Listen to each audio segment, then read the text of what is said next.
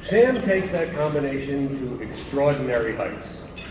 I'm not sure when I first met Sam, probably sometime back before electricity, but the first time we had an opportunity to spend some time talking was while waiting in line for badges at an AES convention 32 years ago. While walking away after talking for about 15 minutes, I remember thinking, this guy is either nuts or really, really smart.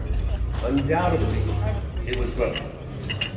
What I didn't know back then was that Sam would go on to dramatically impact sound system alignment and performance. But I don't think it would have surprised me that much. It's been a long, strange trip together since then. I started out trying to get Sam to specify my loudspeakers, and then went on to working together as partners in defining smart the development after I bought SIA software. Along the way, we became great friends. In the late 1990s, when I got to know Sam better, we realized we shared a common vision for the future that would enable professionals to produce better sound by correlating what you can measure with what your ears were hearing. I believed so much in Sam's smart software project, I bought the company, investing to help build smart into the tool live sound engineers use worldwide to measure, align, and understand what their systems are doing. But of course, this was just so that Sam could go back to real love in his life, designing rooms. Sam was constantly pushing the envelope, whether it was getting native Intel CPUs to do virtual real-time FFT analysis, or telling me what music I should be listening to. Sam's brain always moves at light speed. For example, his room and system designs regularly employ new technology and unique solutions to accommodate architectural aesthetics without compromising sonic performance. For instance, he was one of the first to use beamforming to help hide the loudspeakers. He also figured out how to make a great sounding room with an all-glass wall. With all Sam has accomplished so far, he's unquestionably deserving of this award. But before I hand it to him, we have something for those of you who don't know Sam. I'm not done yet, Berkow. Here's a short recap of his happenings so far, and also a word from a friend who couldn't make it tonight. Hi, I'm Zoe Thrall. I'm a longtime colleague and a friend of Sam Berkow. If you know Sam, you know him for his expertise in acoustics and design, and why he's so deserving of this recognition. Having worked together on a concert theater and on a recording studio, I can tell you that there is no one I would rather have champion a project than Sam. He's tireless in his efforts to get things done creatively, correctly, and on time. And he's always there when I need him. I am so proud to call you my friend. Sam, I'm sorry I can't be with you tonight, but congratulations on this well-deserved honor.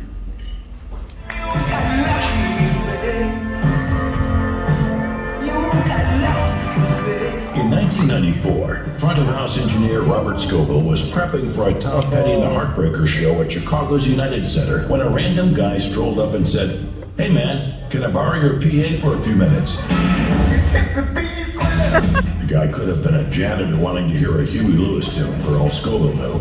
But within just a few minutes, Scoville would figure out who Sam Berkow was, and a long relationship was formed over the breakthrough smart technology he created. Scoville says Sam has not only reshaped the industry, but he has also raised the bar for all concert sound. This is Sam's story.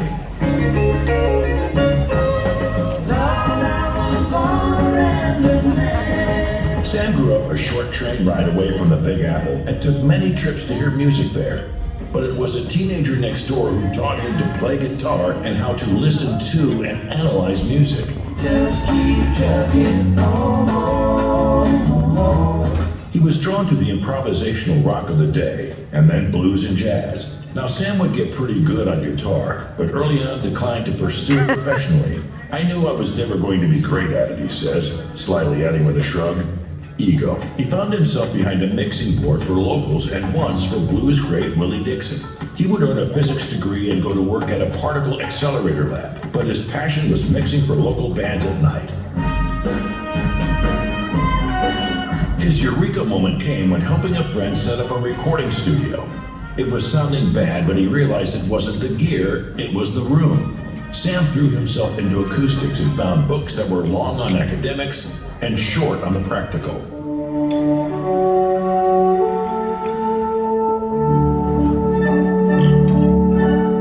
Off he went on his audio journey.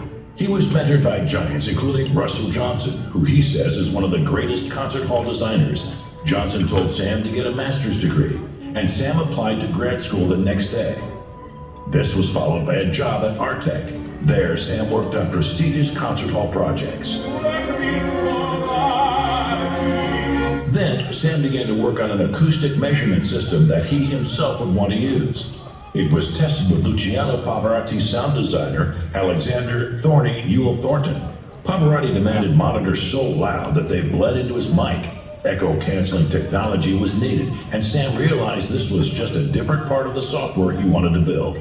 Sam then founded the SIA software company. He called on Dave Dole, and the two worked together for 2.5 years without ever being in the same room together, thanks to the modern technology of the day. You've got mail. Grateful Dead sound engineer Don Pearson also became involved, and the result was the revolutionary smart technology. From Pearson, Sam learned about system tuning, measuring, directional control, and EQ. He also learned the practical aspects, like getting an audio system from the trucks into the air and having it tuned for sound check by 4. In perfecting the software, Sam was able to listen with many great front-of-house and system engineers. When the software was officially released, it changed minds and ears. It became a world standard, used by almost all live audio engineers, even to this day. In 1999, Sam sold SIA to EAW and focused on building great spaces for music. One became a career highlight, the building of the Jazz at Lincoln Center facility. He was one of several designers brought in to interview with the team. The interviews were structured with 20 minutes set aside for the interviewee to, well, you know, sell themselves and try to close the deal. When Sam got to his 20 minutes, he announced they'd all listen to some music together, starting with the first jazz album he owned. He pointed out while it was in mono, it had amazing snare sounds.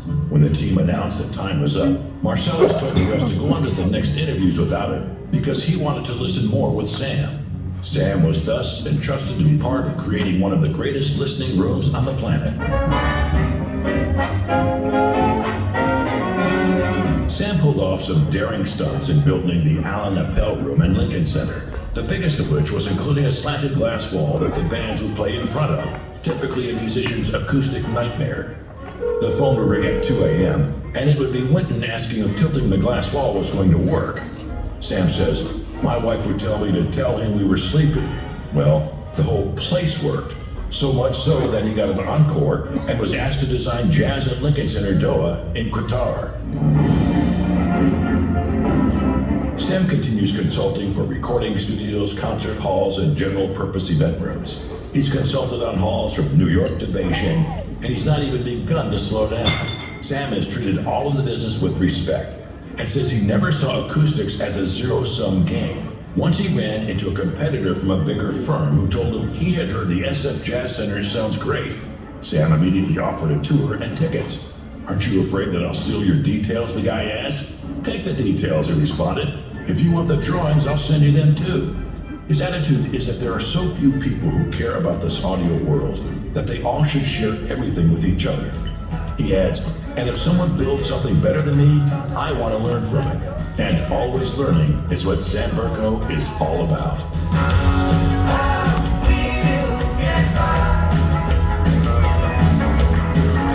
Woo! They go up now, huh? Yeah, I think so.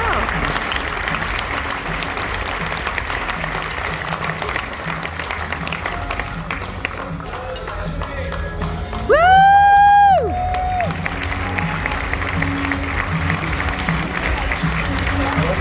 Welcome to the stage, man.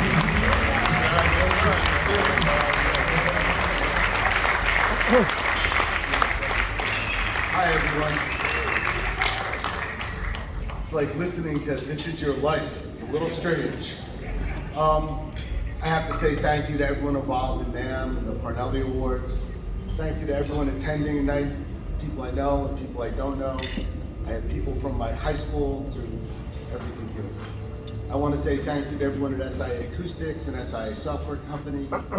Thank you to those who believed in me and gave me a chance to work on their projects or supported my efforts. I guess what I really want to say is I'm a pretty thankful guy.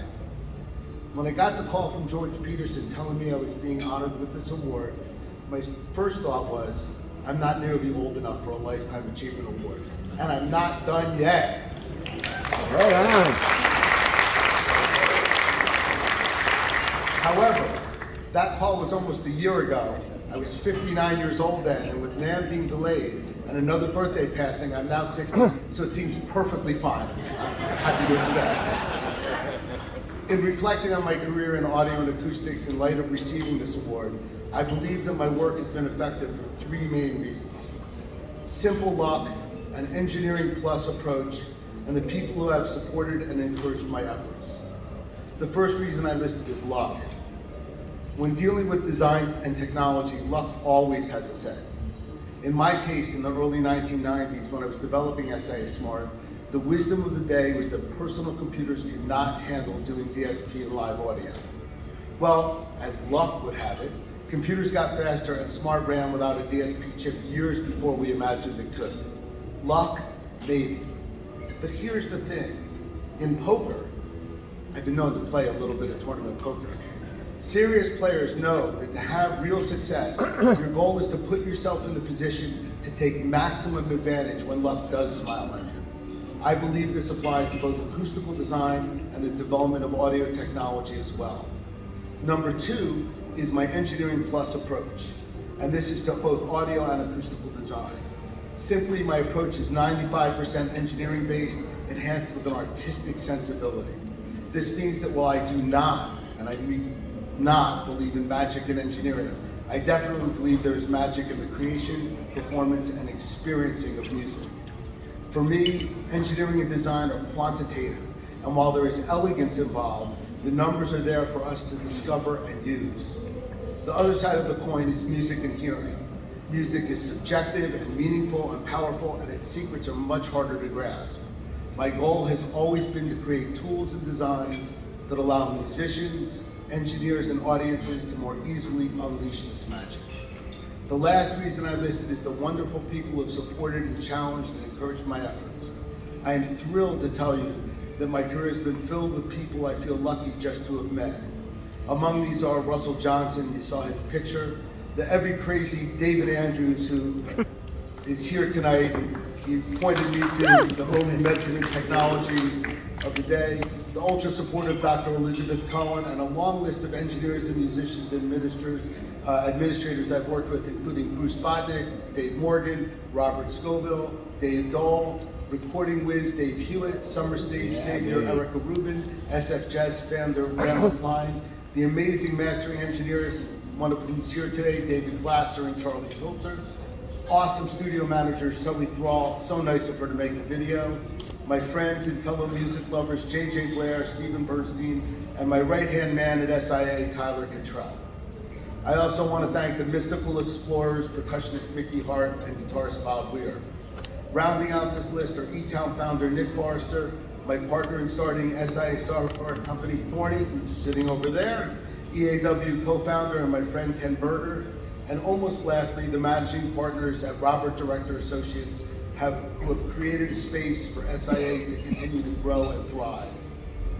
I want to take one moment to mention the force of nature and inspiration that is Wynton Marsalis. Listening to Wynton play is wondrous. Working with Wynton is inspirational. Working with Wynton to build music venues, to fulfill his dream, is the thrill of my lifetime. Perhaps most importantly, in terms of this award, I need to thank and remember Ultrasound co-founder and longtime Grateful Dead system engineer, Don Pearson. I know there are many people in this room who feel incredibly lucky to have had Dr. Don in their lives. Amen. I certainly do.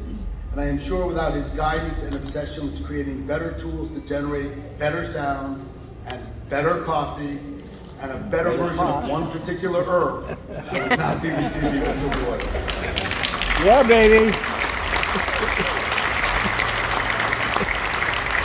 I've been talking Don coffee every They morning. said keep it short, so in closing, I want to say that I feel incredibly lucky to have so many great friends and colleagues here and around the world.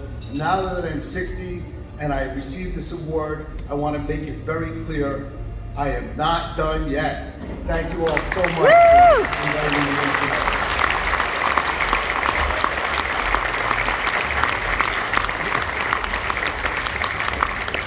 Now, please welcome the publisher of Projection Lights and Staging News and Front of House magazines and executive producer of Parnelli Award,